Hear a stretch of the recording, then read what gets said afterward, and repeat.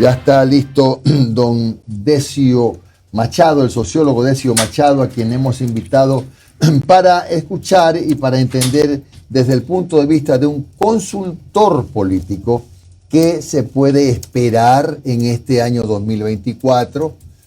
Un año complejo para la administración pública cuando tenemos a un presidente que está manejando una caja fiscal seca, llena de deudas, que ha tenido que arreglar con los GATS municipales, canjeando deuda por deuda, que todavía tienen cola a las prefecturas, a las dializadoras, a los proveedores de servicios de salud. Bueno, una serie de problemas de carácter económico, carreteras en pésimo estado. Se ha hecho una revisión y el 49% está en estado de coma, catastrófico. ¿Qué se puede esperar de espacios no digo de gobernabilidad, ¿no? Pero sí por lo menos para golpes de efecto, cumplir con los GATS, reparar vías, construir obras en todo este año? ¿Se puede esperar algo, sociólogo Machado?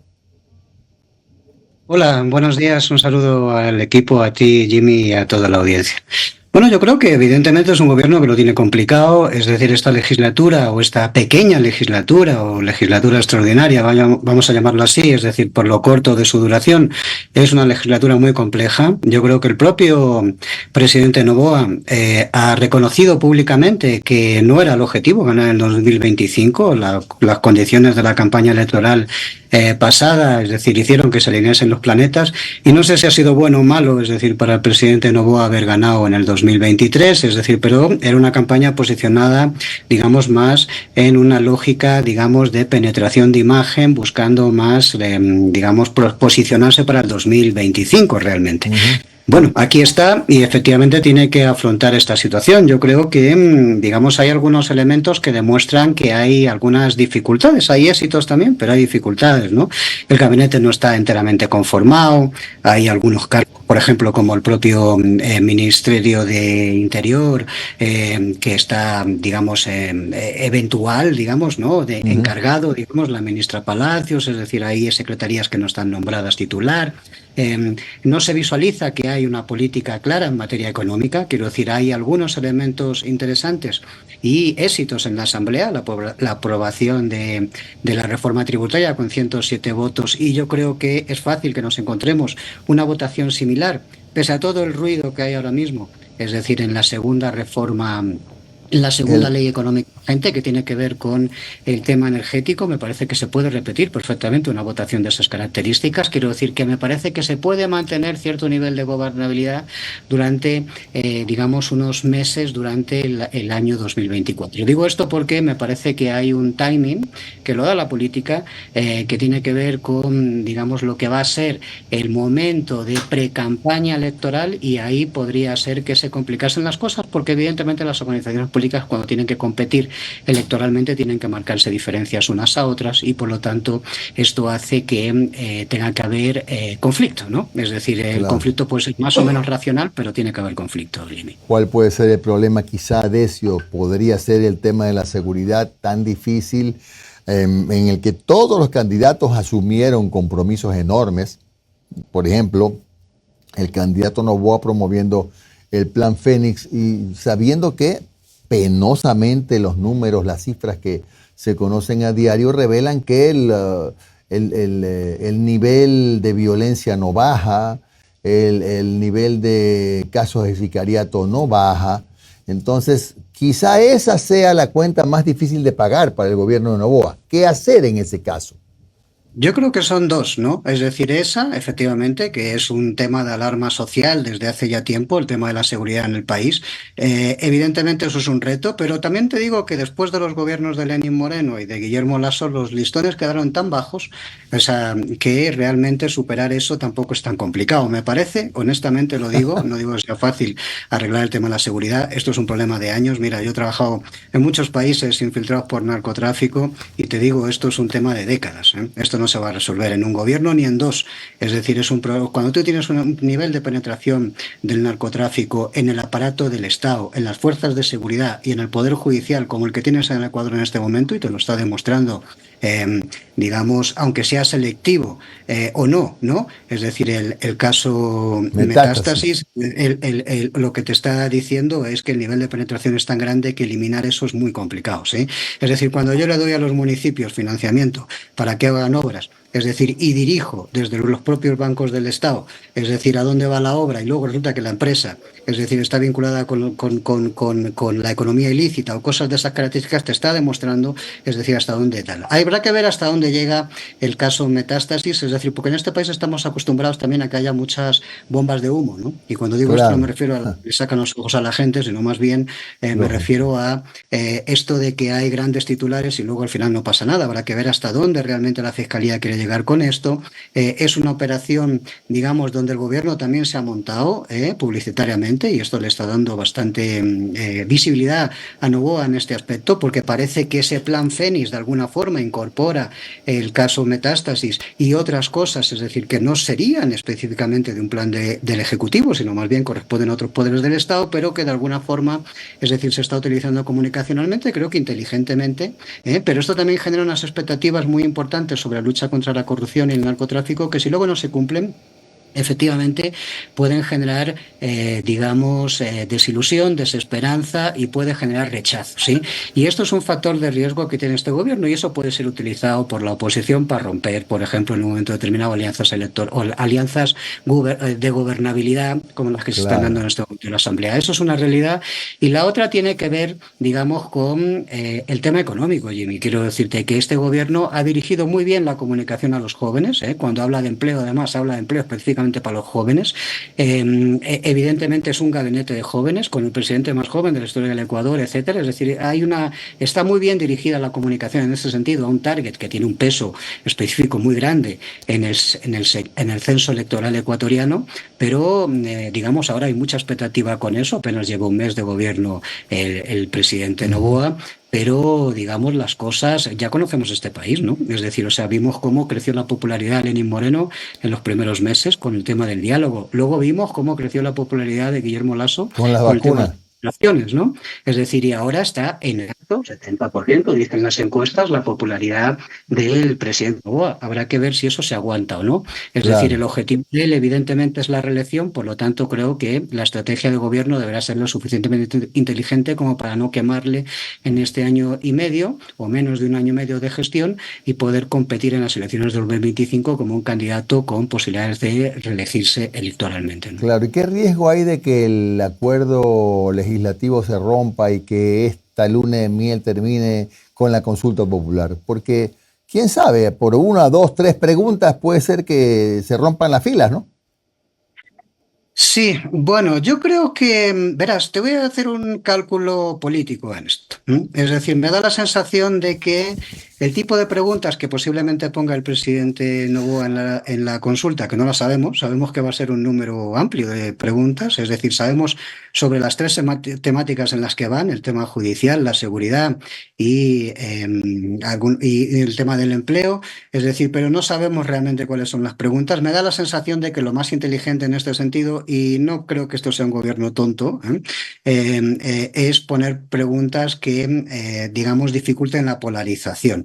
A mí me parece que, por otro lado, las fuerzas antagónicas al gobierno, antagónicas entre comillas, las que no son gobierno, vamos a llamarlo así, porque en este momento antagónico parece que solo estaría, digamos, los partidarios de la señora Romo, ¿no? Que ni siquiera vive en el país, pero digamos que las fuerzas parlamentarias en este momento lo más inteligente también que podrían hacer es encontrarse con una acción de ese tipo que les permitan no ir en contra de la consulta. ¿Y por qué digo esto? Una, porque el presidente tiene buena popularidad, esa consulta se va a dar en marzo, dicen, es decir, esto sería dentro de 2 meses y pico, y eso no es tanto para que se desgaste el gobierno si lo hace más o menos inteligentemente la gestión gubernamental. Y en segundo lugar, hay que decir que el correísmo tiene un techo que está marcado, que es el 30%, y los socialcristianos me parece que no sería muy inteligente oponerse a una consulta, a no ser que haya alguna pregunta especialmente conflictiva. Quiero decir con esto que me parece que puede ser una consulta de cierto consenso. Puede haber discusión en torno a algunas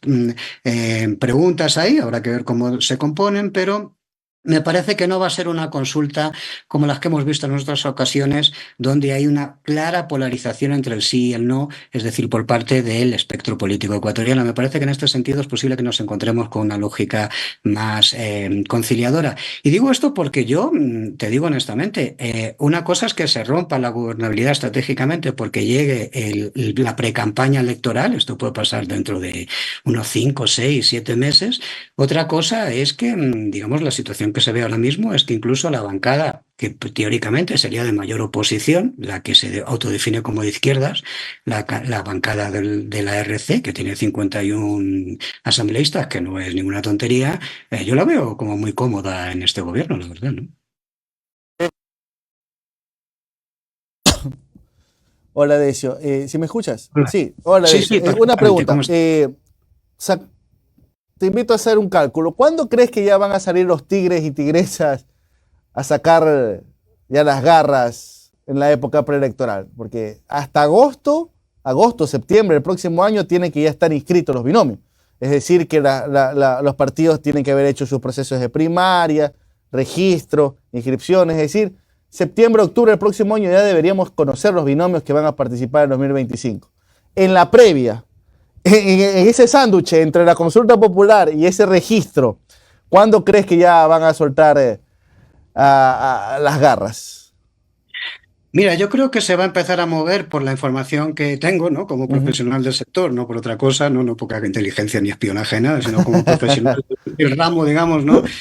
Yo creo que va a haber algunas organizaciones políticas, algunas, contaditas, ¿no? Pero las importantes, de alguna forma, que se van a empezar a mover en el primer trimestre de este año. Cuando digo mover, no me refiero a que empiecen a conflictuar, sino a hacer territorio, a tener presencia en los espacios, a intentar a armar, digamos, lo que sería el músculo militante en las diferentes provincias, etcétera, o volver a tensarlo los que la tienen, y ya sabes quién la tiene, ¿no? Entonces, en este sentido, me parece que vamos a ver cómo rápido ese movimiento. Yo creo que ya hay nombres que están encima de la mesa y verás, no son malos nombres los que ya están encima de la mesa. A mí me parece que, bueno, el correísmo habrá que ver, es decir, porque hace tiempo que sabemos que el correísmo, bueno, el candidato del correísmo lo designa el dedo de Dios, por lo cual, o sea, pues ahí es difícil prever porque depende de lo que diga el liderazgo, digamos, de la organización, Uh pero -huh. yo creo que hay buenos nombres, ¿no? O sea, está Novoa, que evidentemente tiene intención de revalidarse en la presidencia de Uh la -huh. República, de reelegirse. Hay nombres como Cucalón, es decir, que podría ser lo más sensato, ¿no? Entre comillas, ¿no? Si es que había algo sensato en el gobierno de Guillermo Lasso. Hay nombres como el de Carlos Rabascal, que es un gran candidato. Es decir, hay, en fin, quiero decirte, Luisa González, si es que es la candidata al correísmo, pues ahí estuvo en la segunda vuelta y perdió por un margen relativamente pequeño. Y si no es ella, pues habrá que ver quién desciende al correísmo. Habrá que ver qué hace el Pachacuti, ¿no? Es decir, que es como una incógnita, sí. Es decir, o sea, pues está la figura de Isa, pero a lo mejor el candidato es alguien vinculado al mundo de las cooperativas de ahorro y crédito, o no, o no. Es decir, o sea, tal, quiero decir, pero me parece que Bueno, hay una renovación del espectro político, sí. Quizás a los que más les cuesta renovarse es a la izquierda. Sorprendentemente hay una izquierda conservadora que le cuesta renovarse, pero yo ajá. creo que el conservadurismo ecuatoriano sí se está renovando aceleradamente. La presencia de Novoa, es decir, en la presidencia de la República, la demostración de eso. Y esto es una demanda de la sociedad. Me parece que la gente está cansada de enfrentar la furia política con la furia, ¿no? Y esto es lo que hemos visto durante mucho tiempo en esta lógica de polarización y la gente está optando por otras cosas. Vamos a ver si este gobierno no se equivoca, es decir, no vuelve otra vez a las andadas, es decir, que han hecho otros gobiernos anteriores, ¿eh? Vamos a ver, es decir, pero lo que sí me parece es que esto está generando una transición en la cartografía política ecuatoriana. Voy a hablar en estos términos. Me parece que hay nuevos personajes Uh en el -huh. ecosistema político nacional y esto es un proceso de transición que se está dando en el país. Se está rejuveneciendo de alguna forma la La política, no papeleta. estando. La Es papeleta decir, sobre todo, ¿no? Se está la rejuveneciendo la papeleta. papeleta. Bueno, la papeleta y creo que la derecha, los sectores más conservadores o de centro derecha, es decir, de centro derecha para la derecha, digamos, de alguna forma se están, digamos, regenerando. Sí, más me cuesta, más dificultad tenemos en ver esto por el lado del progresismo y Uh lo -huh. digo, y cuando digo el progresismo me refiero ampliamente, no me Uh refiero -huh. al RC, sino también por otros espacios de sectores que se autodefinen de izquierdas, es decir, y lo digo con cierta pena, ¿no? Lo digo con toda honestidad. Así es. A ver, de eso, lo de la cooperativa, yo el doctor Chango lo veo quizás de candidato, pero no lo veo por Pachacutic. Consulta, no lo ve a Topic. Hombre, Topic, yo creo que la campaña que tiene en redes sociales no puede ser gratuita, ¿no? Es decir, yo diría, Ismael, que Topic es de los primeros candidatos declarados, aunque no sea oficialmente, ¿no? Entonces va a estar peleado realmente, ¿ah? Tanto Sí, para algunos tanto para la derecha como para la izquierda. Sí, sí, se me escapó Topic cuando hice la mención de los candidatos, pero sí lo veo ahí, efectivamente, y creo que, y está bien, es decir, que esté ahí, es decir, o sea, que con todo su derecho, ¿no? Entonces, Claro, por me parece, supuesto. no hizo una mala campaña durante Ujú. las elecciones pasadas, en todo caso se equivocaron al final, bueno, pues se equivocaron al final, es decir, fue una campaña muy anómala el año pasado, la de este año, es decir, porque ha sido una campaña transversalizada por la violencia y eso alteró muchos escenarios, o sea, fue una campaña muy tensa por elementos externos a lo que es una disputa electoral. No, y teniendo en cuenta que Topic recién el país lo conoció en sociedad en abril, pues, ¿no? Teniendo en cuenta eso, cuando... Claro. Pero fíjate, si hablábamos de que la campaña de Novoa inicialmente era una campaña de posicionamiento de imagen, Ujú. y él mismo lo ha reconocido públicamente, para los que somos técnicos en esta materia era evidente, ¿no? Pero te quiero decir que él mismo lo ha dicho públicamente, la de Topic ni hablemos, ¿no? Es decir, o sea, Claro. él en algún momento aspiró porque se vio ahí en la lucha, pero era una campaña también de posicionamiento inicialmente y ya está posicionado. Es decir, con lo Ujú. cual corren otras condiciones para el 2025. Habrá que ver cuáles son las condiciones del 2025, ¿sí? Es decir, pero yo creo que si el presidente de la República tiene capacidad por lo menos de hacer que no crezcan más los números, digamos, de muertes violentas en el país, que es un disparate donde estamos, cómo vamos a cerrar este año, ¿no? Ujú. Si tiene condiciones como para incentivar, aunque sea mínimamente, con la participación de la empresa privada, mínimamente, digamos, y generar cierta posición de empleo, aunque sea flexibilizando el mercado laboral, porque a eso jugarán, pero si tiene posibilidad de poder presentar números, ¿sí? Es decir, y me parece que tienen un nivel de acierto interesante en el tema de la comunicación, porque todo el mundo le imputa al presidente que tiene como poca oratoria. Pero verás que la gente está cansada de la oratoria política. El gobierno anterior se pasaba el día prometiéndonos las cosas que no hacía y diciéndonos todo lo que iba a hacer, que luego no hizo.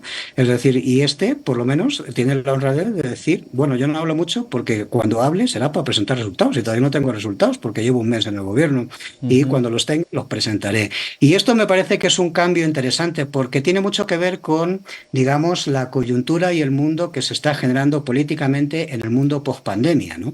Es decir, donde la gente está más interesada en la eficiencia, en la eficacia de los gobiernos y en la gestión por objetivos que, digamos, en el marco de las ideologías. A uno nos puede parecer bien, a otro nos puede parecer mal, pero, digamos, este gobierno está un poco en esa línea, es decir, a diferencia de otros gobiernos que o bien hablan del futuro, de un futuro que nunca llegan a alcanzar, o bien hablan de un pasado, porque andan con tortícolis, planteando un pasado que románticamente fue mejor. Y entonces, Decio, en este rapidito, sentido, lo que quiero decir en honor al tiempo, Decio, ¿lo ves a Sonnenholner otra vez repitiendo en 2025 y dos? Ya están impulsando la candidatura de Diana Salazar, pero eso conllevaría que ella tiene que renunciar a su cargo de fiscal en julio para poder presentarse en agosto a primaria y por ende, ¿ves a estas dos figuras en la papeleta? no sé lo que va a hacer Otto Sonnenholz, la verdad es que no tengo ni idea. Después del fiasco de la campaña anterior, la verdad, es decir, parece como que ahí hubo un aviso a navegantes, ¿no? Es decir, de que de alguna forma penó, digamos, su gestión en el gobierno anterior, más allá de otros errores que pudiese haber en campaña, que los hubo, ¿no? Creo yo. Pero de alguna forma es un lastre para él el haber participado en el gobierno de Lenín Moreno y creo que eso lo deben haber entendido, no lo sé bien, la verdad, quiero decir, pero me imagino que lo deben haber entendido. En el caso de Diana Salazar, evidentemente es ahora mismo la princesa de los sueños de un montón de gente, es decir, de un montón de plataformas políticas. Habrá que ver si ella está dispuesta a aceptar esto o no. A mí me parecería un error. Y te voy a decir una cosa, yo he conocido muchos procesos políticos en los que han participado, digamos, ha habido incidencia del Poder Judicial en el poder, en el mundo, o sea, en la intención de llegar al Ejecutivo. Desde las manos blancas en Italia en los años 90, en la lucha contra la logia P2 y la mafia siciliana, etcétera, la Cosa Nostra y demás, es decir, hasta pasando por Baltasar Garzón, es decir, cuando hizo sus pinitos en el Partido Socialista y luego alguien hablaba de que podía ser un candidato del Partido Socialista, hasta procesos como el de Sergio Moro, etcétera, en Brasil. Ninguno ha resultado bien, verás. Es decir, o sea, tú no tienes experiencias exitosas en ese sentido. Yo digo simplemente como un apunte para navegantes. Decio, buenos días. Noris Arroyave te saluda. Hola. Ahora, en estas nuevas elecciones que se vienen, ya el próximo año es año preelectoral, el discurso y la dinámica de campaña, ¿será que realmente se mueve y sale del anticorreísmo y esta oposición como dura que se había venido dando en las últimas campañas, entendiendo que Daniel Noboa fue lo que lo llevó a donde está ahorita, ¿no?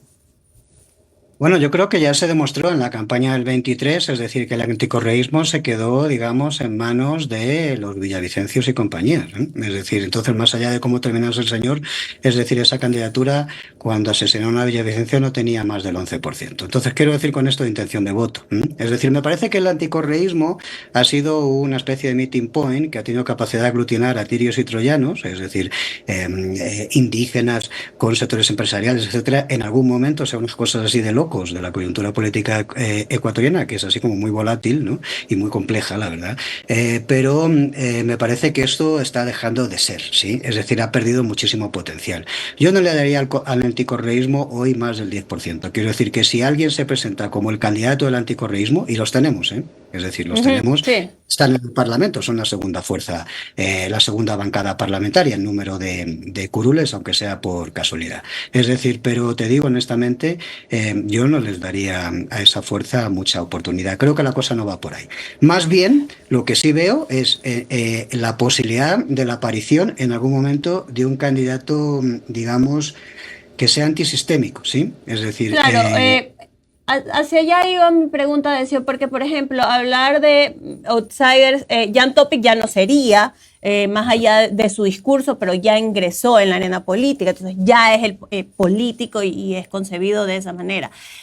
Si aparece alguien nuevo, un nuevo personaje, entendiendo y viendo un poco en la región lo que está pasando, lo que acaba de pasar en Argentina con Milei, ¿necesitaría o se vería en la papeleta un personaje así como muy controversial, muy fuera de lo políticamente correcto?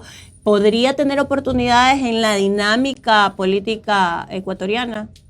Totalmente, sobre todo si las políticas, digamos, de lucha contra la violencia o contra la inseguridad o contra el narcotráfico, como lo quieras llamar, que es un todo eso, ¿no? No son efectivas durante este año 2024. Quiero decir con esto de que me parece que un candidato antisistema aquí en el Ecuador será un candidato de perfil xenófobo, es decir, de perfil de mano dura contra la violencia, planteando barbaridades como penas de muertes y cosas de ese tipo.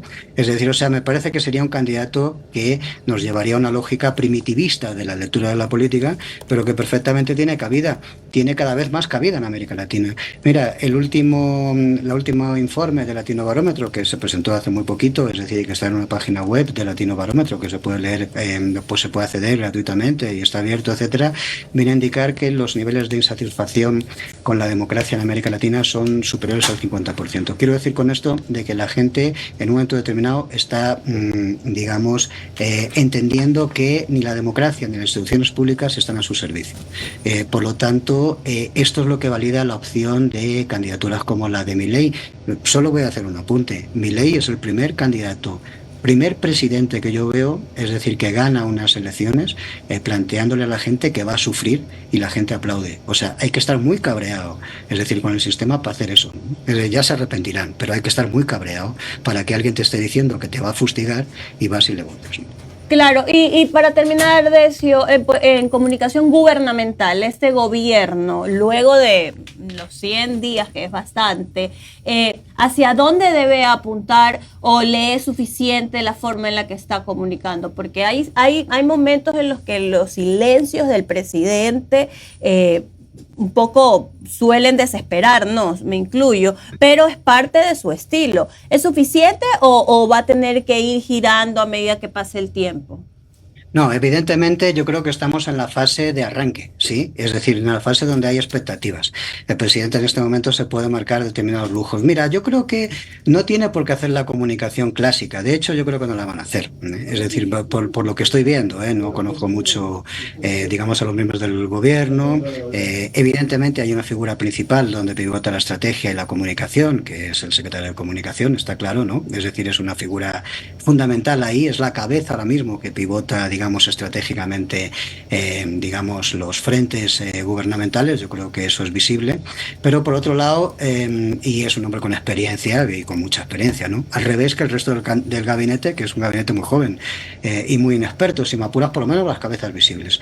Pero me parece que la lógica no es imitar las políticas comunicacionales de otros gobiernos anteriores, aunque evidentemente lo que están haciendo ahora, lo que se está haciendo ahora, tiene una permisibilidad que es, estamos en un momento de expectativas. Como decía, el pueblo ecuatoriano es un pueblo bastante amable, es decir, con sus gobernantes, por lo menos inicialmente. Luego tiene capacidad de derrumbarlos Claro. también, ¿no?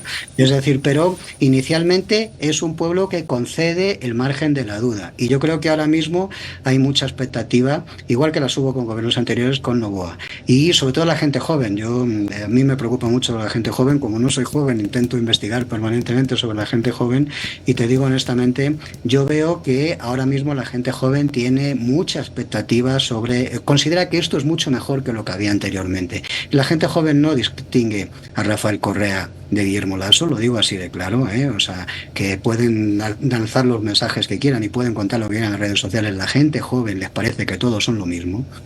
Y aquí lo que está viendo es un tío, permítame la expresión así, es decir, que comunica de otra forma, que hace TikToks, que hace Instagram, que además no está contando política en el TikTok ni en el Instagram, que está haciendo otra cosa, no sé qué, y que donde la cuenta es a través del Facebook y del Twitter y no sé qué. O sea, que han canalizado muy bien los segmentos en los que está cada target de audiencia en las redes sociales, que es lo que se consume hoy. Entonces, pero claro, esto aguanta mientras tú tengas expectativas. Hay un momento en que las expectativas hay que convertirlas en realidades, y ahí efectivamente es donde está el reto comunicacional del gobierno. Tiene que comunicar lo que realmente existe.